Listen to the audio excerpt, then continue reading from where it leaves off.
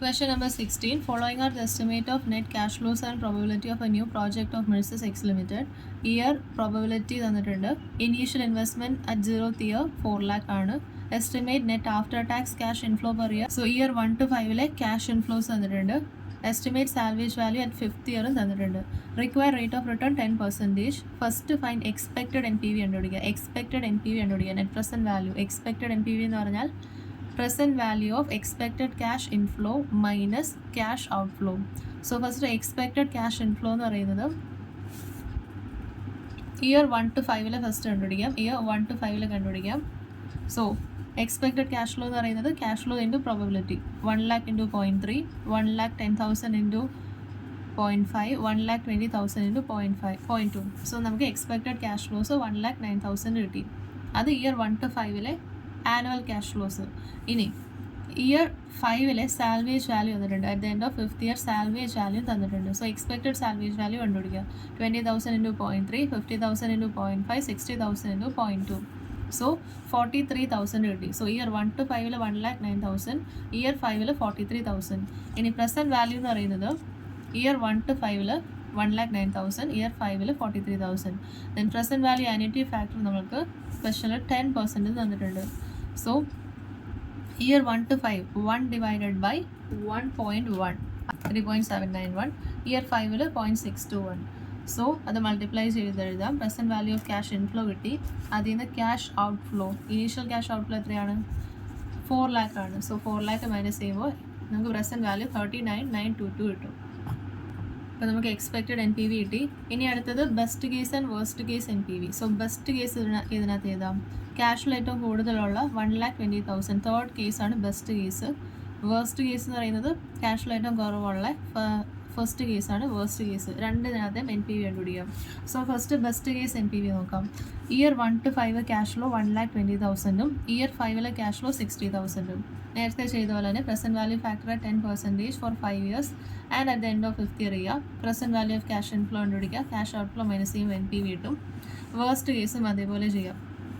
Then probability of occurrence of worst case if cash flows are perfectly dependent over time and independent over time. So worst case ഇതിനകത്ത് ഏതാ? First വണ്ണിൻ്റെ probability എത്രയാണ്? 30%. So perfectly dependent ആണെങ്കിൽ 30% ആണ് probability.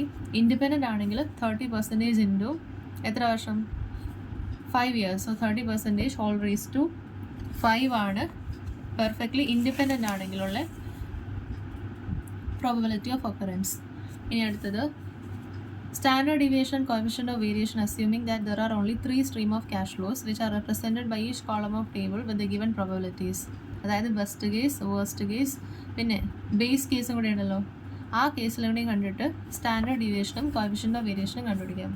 So base case N P V കണ്ടുപിടിക്കാം. Cash flow എത്രയാണ്? 1,10,000, then salvage value 50,000. ഇത് 1 to 5 years, ഇത് 5th ഇയർ. അങ്ങനെ എൻ പി വി കണ്ടുപിടിക്കാം സെയിം വേയിൽ.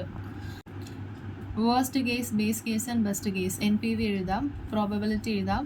എക്സ്പെക്റ്റഡ് ക്യാഷ് ഫ്ലോ എന്ന് പറയുന്നത്, എക്സ്പെക്റ്റഡ് എൻ പി വി എന്ന് പറയുന്നത് പ്രോബബിലിറ്റി ഇൻറ്റു എക്സ് ആണ്. So we get the expected N P V.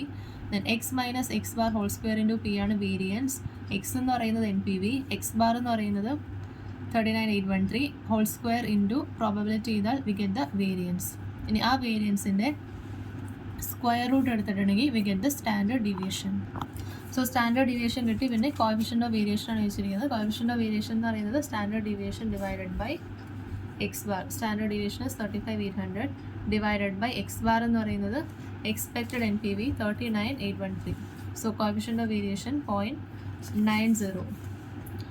Fifth part, coefficient of variation is on its average project which is in the range 0.95 to 1. So ഈ റേഞ്ചാണ് usually ഉണ്ടാവാറ്. If the coefficient of variation of project is found to be less risky than average, 100 basis points R deducted from the company's cost of capital.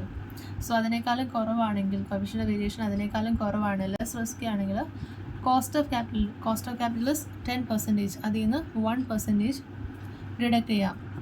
So ഇവിടെ coefficient of variation എത്രയാണ്? 0.9 ആണ് coefficient of variation. So ആ റേഞ്ചിനേക്കാളും താഴെ ആയതുകൊണ്ട് 1% കുറയ്ക്കാം. So 9% ആണ് revised cost of capital. So revised cost of ക്യാപിറ്റലിൽ എന്താ എൻ പി വി കണ്ടുപിടിക്കാം. So 1 to 5 years first step 1,09,000, then 5th year 43,000, 9%ൽ present value factor എഴുതാം. So you get the NPV as 51,960.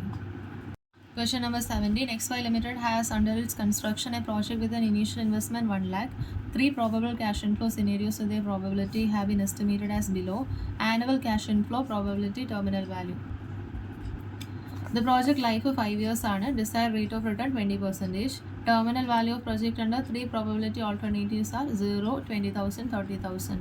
So ഓരോ പ്രോബബിലിറ്റിയിലും ടെർമിനൽ വാല്യൂ വന്നിട്ടുണ്ട്. ഫസ്റ്റിൽ 0, then 20,000, then 30,000. You are required to find the probable NPV. So first കണ്ടുപിടിക്കുന്നത് probable NPV കണ്ടുപിടിക്കാം. അതായത് expected NPV. Expected NPV എന്ന് പറഞ്ഞാൽ present value of expected cash inflow minus cash outflow. So present value of expected cash inflow കണ്ടുപിടിക്കണം. അതിന് മുന്നേ first expected cash inflow കണ്ടുപിടിക്കണം. Expected cash inflow എന്ന് പറയുന്നത് cash inflow into probability. So 20,000 into 0.1, 30,000 into 0.7, 40,000 into 0.2 ചെയ്തിട്ടുണ്ടെങ്കിൽ annual cash inflow കിട്ടും.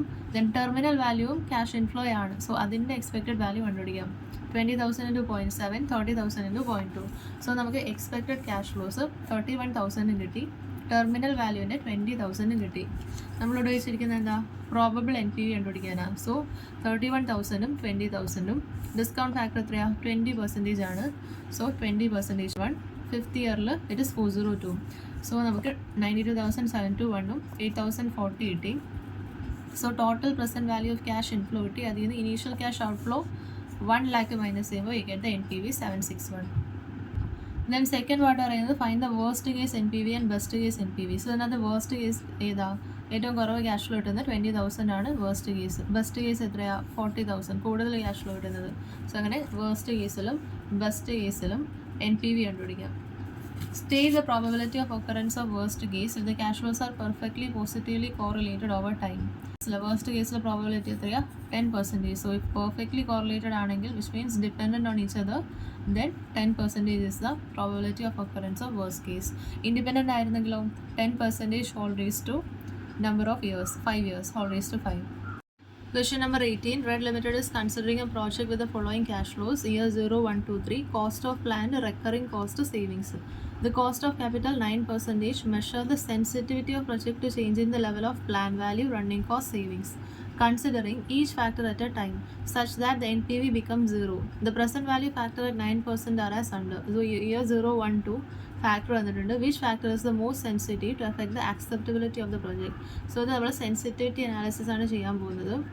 Okay, so first calculate the NPV. Base കേസിൽ NPV calculate ചെയ്യുക. അവിടെ എത്ര സെൻസിറ്റീവ് ആണെന്ന് ചെക്ക് ചെയ്യുക. സോ ഇയർ 0 ക്യാഷ് ഔട്ട്ഫ്ലോ എത്രയാണ്? കോസ്റ്റ് 10,000. ദെൻ ഇയർ 1 കോസ്റ്റ് 4,000ഉം savings 12,000. So cost minus 4,000, savings 12,000. Year 2 cost 5,000, savings 14,000. minus 5,000, 14,000. Now present value കണ്ടുപിടിക്കാം. present value factor is 9%. So for 0th year present value factor 1 ആണ്.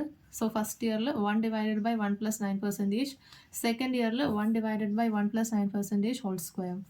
അത് multiply ചെയ്തിട്ട് present value കണ്ടുപിടിക്കാം. Okay, so NPV എന്ന് പറയുന്നത് 4914 ആണ്. 4,914 ആണ്. നമ്മളിവിടെ വെച്ചിരിക്കുന്നത് to make NPV 0 plan value, running cost and savings എങ്ങനെയാണ് മൂവ് ചെയ്യേണ്ടത്.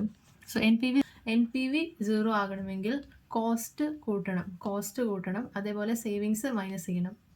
കോസ്റ്റ് ഇൻക്രീസ് ചെയ്യണം, സേവിങ്സ് മൈനസ് ചെയ്യണം. സോ 49.14% കോസ്റ്റ് കൂട്ടിയാൽ NPV 0 ആകും. ദെൻ അടുത്ത എലമെൻറ്റ് റണ്ണിങ് കോസ്റ്റ് ആണ്. സോ റണ്ണിങ് കോസ്റ്റും കോസ്റ്റാണ്. So 4914 divided by running cost എത്രയാണ്? 4,000ന് 3668, 5,000ന് 4210 ആണ് present value. So divided by അതായത് പ്രസൻറ്റ് വാല്യൂ ചെയ്യുമ്പോൾ 62.37% കിട്ടും. സോ 62.37% ഇൻക്രീസ് ചെയ്യണം. ദെൻ അടുത്ത എലമെൻറ്റ് സേവിങ്സ് ആണ്. Savings NPV 4914 divided by savings 12,000ഉം 14,000ഉം അതിൻ്റെ കറസ്പോണ്ടിങ് പ്രസൻറ്റ് വാല്യൂ 11,004ഉം 11,788 ചെയ്യുമ്പോൾ 16.02% കിട്ടും. ഓക്കെ, സോ സേവിങ്സ് ആണെങ്കിൽ അത് കുറയ്ക്കണം. സോ NPV 0 ആക്കണമെങ്കിൽ കോസ്റ്റ് കൂട്ടാം, സേവിങ്സ് കുറയ്ക്കാം. അപ്പോൾ നമ്മൾ എന്താ ചെയ്യുന്നത്? ഫസ്റ്റ് ബേസ് കേസിൽ NPV കണ്ടുപിടിച്ചു. ഇനി ഈ എലമെൻറ്റ്സ് എങ്ങനെയാണ് മൂവ് ചെയ്യേണ്ടത് such that NPV become 0. So NPV 0 ആകണമെങ്കിൽ കോസ്റ്റ് ഇൻക്രീസ് ചെയ്യണം, സേവിങ്സ് മൈനസ് ചെയ്യണം. സോ NPV ഡിവൈഡഡ് ബൈ അതാത് ഹെഡിൻ്റെ പ്രസൻറ്റ് വാല്യൂ ഫാക്ടർ വെച്ച് ഡിവൈഡ് ചെയ്യുമ്പോൾ യു ഗെറ്റ് ദ സെൻസിറ്റിവിറ്റി